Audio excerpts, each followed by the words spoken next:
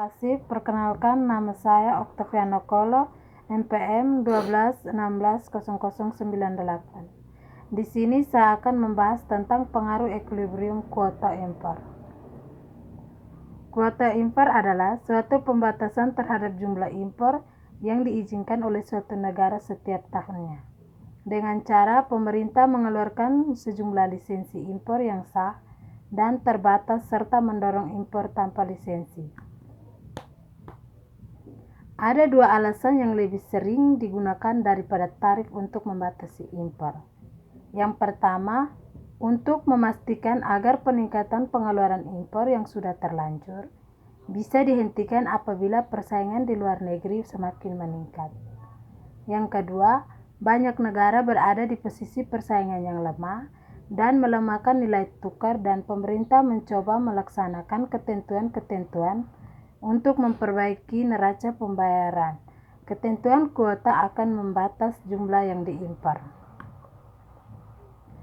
Tujuan kuota impor.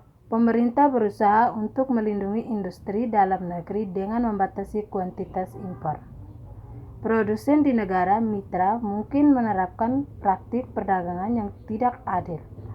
Produsen asing mungkin dengan sengaja mencoba memaksa produsen dalam negeri untuk kalah bersaing. Mereka menjual barang di bawah harga pasar domestik. Tingginya impor meningkatkan tekanan terhadap produsen domestik dan membuat mereka kurang kompetitif. Sebagai akibatnya, produk impor mulai menggeser posisi produk domestik.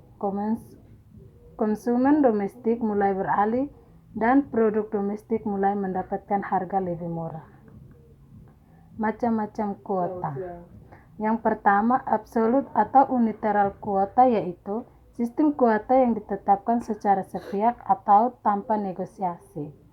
Yang kedua, negosiasi atau bilateral kuota, yaitu sistem kuota yang ditetapkan atas kesepakatan atau menurut perjanjian. Yang ketiga, tarif kuota, yaitu pembatasan impor yang dilakukan dengan mengkombinasi sistem tarif dengan sistem kuota. Yang keempat, missing kuota, yaitu pembatasan impor bahan baku tertentu untuk melindungi industri dalam negara. Kebijakan substitusi impor adalah kebijakan memproduksi di dalam negeri terhadap barang-barang yang tadinya diimpor. Manfaat positif. Yang pertama, mengurangi ketergantungan pada impor. Yang kedua, memperkuat sektor industri. Yang ketiga, memperluas kesempatan kerja. Yang keempat, menghemat devisa. Kebijakan substitusi impor yaitu keterbatasan. Yang pertama, menguntungkan perusahaan asing. Yang kedua, pasar domestik cepat jenuh. Yang ketiga, memunculkan atau memperkuat gejala monopoli atau oligopoli.